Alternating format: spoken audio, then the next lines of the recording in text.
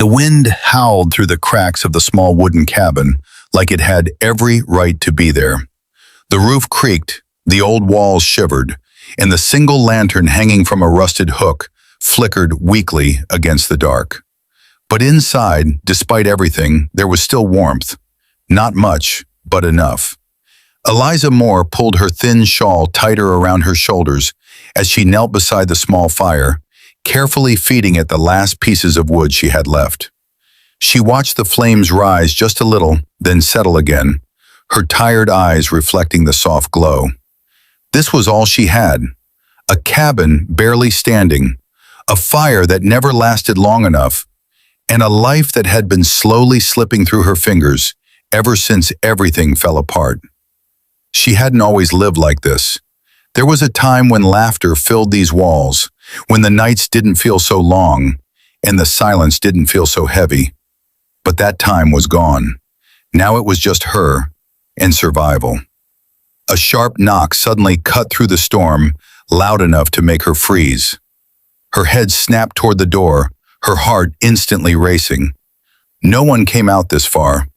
Not in weather like this, not ever. Another knock, this one louder, more desperate. Eliza stood slowly, her body tense, her mind already running through every possible danger. She didn't have much, but even what little she had could be taken. She stepped closer to the door, her hand hovering over the handle. "Who is it?" she called out, her voice steady despite the fear. A pause. Then a man's voice came through, rough, low, and strained. "Just someone who needs shelter." Eliza hesitated.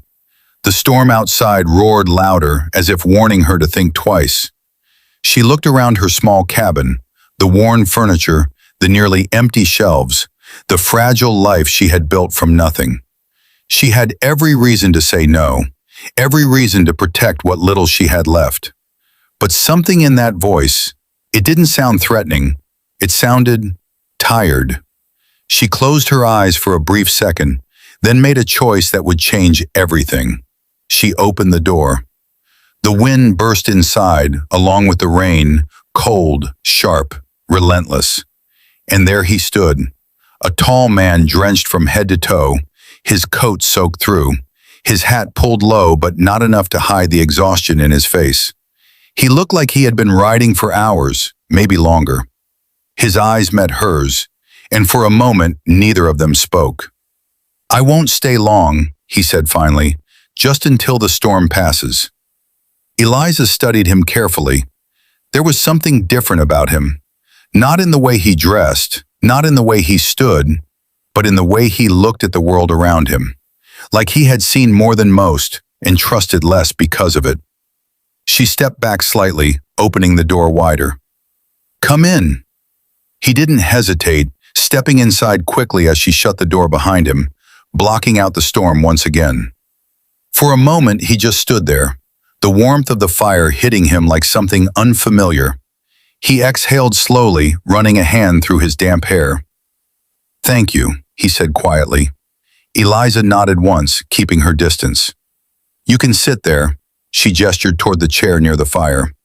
He moved carefully, lowering himself into it, his body finally relaxing just enough to show how exhausted he really was. She noticed the way his hands were rough but steady, the way his posture held strength even in weariness. He wasn't just some lost traveler, that much was clear. She handed him a small cup of water. He took it without hesitation, drinking slowly like he hadn't had anything in hours. "You live out here alone?" he asked after a moment. His voice was calmer now, but still carried that edge of caution. Eliza nodded. "Yes." He glanced around the cabin, taking in every detail, the simplicity, the lack of comfort, the quiet signs of struggle. He didn't comment on it, but something in his expression shifted, almost like respect. "Not many would offer shelter to a stranger," he said. She shrugged slightly. "Not many come this far." A faint, almost invisible smile touched his lips, but it didn't last long.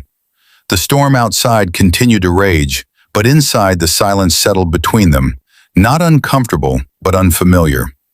Eliza returned to the fire, adjusting it carefully, aware of his presence behind her in a way she couldn't quite explain.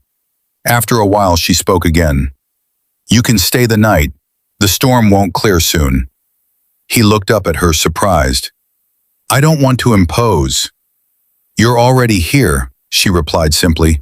"Might as well stay warm." He studied her for a moment longer, then nodded once. "All right." Time passed slowly, the fire crackling softly between them. Eliza prepared what little food she had, a simple meal, nothing more than bread and a small portion of stew. She hesitated before offering it to him, but did it anyway. He looked at the food, then at her, clearly aware that she didn't have much to spare. "You don't have to." "I know," she cut in gently, "but I want to." He accepted it quietly, eating with a kind of gratitude that didn't need words. She watched him carefully, noticing the way he carried himself, the way he spoke, the small details that didn't match the image of a simple traveler. He wasn't ordinary. That much she was sure of. But she didn't ask. She had learned a long time ago that some questions were better left unanswered. Night deepened the storm, refusing to ease. Eliza laid out a spare blanket near the fire for him, while she moved to the far side of the cabin, giving him space. "You can sleep there," she said. He looked at the blanket, then at her. "And you?" "I'll manage."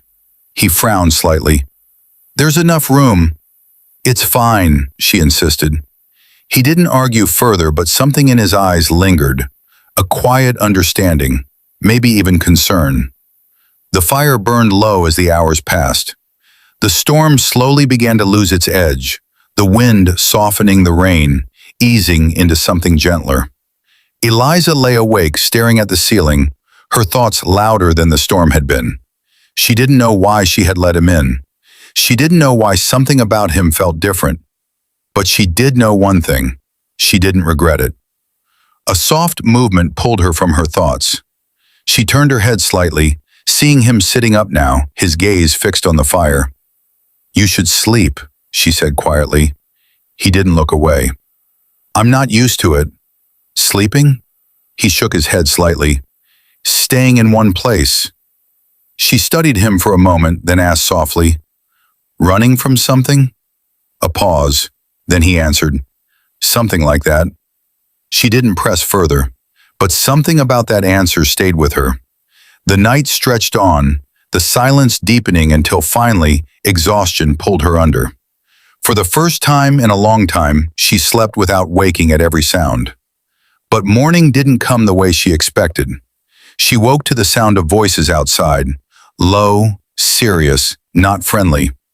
Her eyes snapped open instantly, her body tensing. She sat up quickly, glancing toward the man, but he was already awake. Already on his feet, his expression completely different now, sharper, more alert. "Stay here," he said quietly. Eliza's heart began to race. "Who is that?" He didn't answer right away, his eyes moving toward the door, his posture shifting into something dangerous, something prepared. "Trouble," he said simply. The voices outside grew louder, footsteps approaching the cabin, slow, deliberate, like they knew exactly where they were going. Eliza's breath caught, her fear rising fast. "Did they follow you?" He looked at her finally, his gaze steady, but filled with something she couldn't quite name. "Looks like they did." A hard knock hit the door, making her flinch. The man stepped forward, placing himself between her and the entrance, his presence suddenly feeling much bigger than before. "Listen to me," he said quickly, his voice low but firm. "Whatever happens, you stay behind me." Her heart pounded as she nodded, barely able to process what was happening. Another knock, louder this time, more forceful. Then a voice. "We know you're in there. Open the door."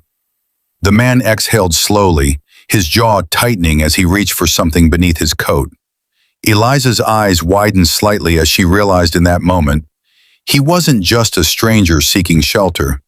He was something else entirely, and whatever had followed him here was about to turn her quiet life into something she could never walk away from. The knock came again, harder this time, shaking the fragile door on its hinges. Eliza's breath caught in her throat, her hands tightening around the edge of the table as fear settled deep inside her chest. The man stepped forward, his entire presence shifting into something colder, sharper, like the exhaustion from the night before had never existed. His voice when he spoke was low, controlled. "Stay behind me, no matter what happens." Eliza nodded, instinct taking over, even though her heart raced wildly. The voice outside came again, impatient now. "Open the door! We're done waiting!" The man moved closer to the entrance, his hand resting near his coat where she had seen him reach before. He didn't rush. He didn't panic. He simply prepared. Then with one steady motion, he pulled the door open. The cold air rushed in along with three men standing just outside, their expressions hard, their eyes immediately locking onto him. "Took you long enough," one of them said, his tone laced with something dangerous. Eliza stayed back, just like she had been told, her eyes fixed on the scene unfolding in front of her. The man in her cabin didn't move aside, didn't greet them, didn't show fear. "You shouldn't have followed me," he said calmly. One of the men let out a dry laugh. "You really thought you could disappear?" The tension between them thickened instantly.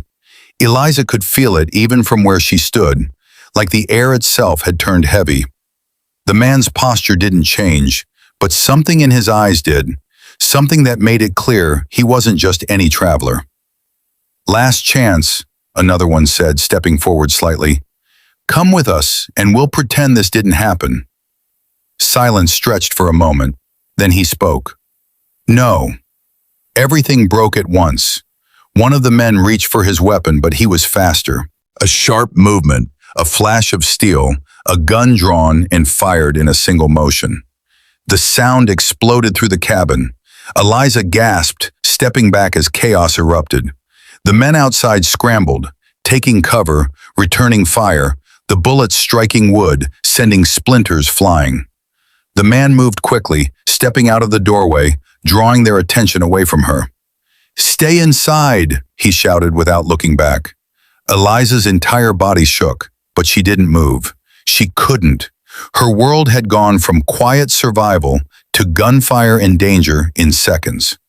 She heard more shots, voices shouting, then the sound of boots shifting on dirt. After what felt like forever but was only moments, the noise stopped. Silence followed, heavy and uncertain. Eliza forced herself to move inch by inch toward the door, her heart pounding louder than anything else. She stepped outside slowly, her eyes wide as she took in the scene. Two of the men were down. The third was gone, vanished into the open land beyond. The man stood a few steps away, his back to her, his breathing steady but heavy, the tension still clinging to him like a second skin. "Are you all right?" she asked, her voice barely steady. He turned slowly, his expression softening just a fraction when he saw her. "I'm fine." Her eyes moved to the ground, then back to him. "Who were they?" A pause. Then he answered simply, "Men who don't like losing." She frowned, confusion and fear mixing together. "Losing what?" He looked at her for a long moment, like he was deciding how much to say. Then he exhaled quietly. "Control, money, power, take your pick." That didn't make things clearer, but it made one thing certain. He wasn't just some traveler caught in trouble. He was at the center of it. Eliza wrapped her arms around herself, the cold suddenly more noticeable than before. "You should leave," she said softly, though the words felt strange even as she spoke them.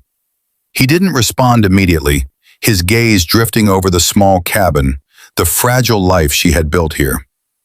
"If I leave," he said slowly, "they'll come back." Her breath caught. "Then I'll go with you," she said quickly, surprising even herself. The words hung between them. He turned fully now, his eyes searching hers. "You don't even know me." "I know enough," she replied, her voice steadier than she felt. And I know staying here won't keep me safe anymore. Silence stretched, but this time it wasn't fear. It was decision. He nodded once. All right. The next hours passed in a blur. They gathered what little she had, which wasn't much, and prepared to leave before the remaining man could return with more trouble. As they stepped away from the cabin, Eliza paused, looking back at the place that had been her entire world. It wasn't much, but it had been hers. Now it was just something she was leaving behind. He noticed her hesitation. You can still stay, he said quietly. She shook her head. No, there's nothing here for me now. He didn't argue. They rode together into the open land, the sun beginning to rise behind them, casting long shadows ahead. Eliza held onto the saddle tightly, her mind racing with everything that had happened, everything that was still unknown. After a long stretch of silence, she finally spoke. Who are you? He didn't answer right away. When he did, his voice was calm, but carried weight. Someone who owns more than he needs and trusts less than he should. She frowned slightly. That's not an answer. He glanced back at her briefly, then forward again. My name is Daniel Cross. The name meant nothing to her. Not yet. But it would, soon enough.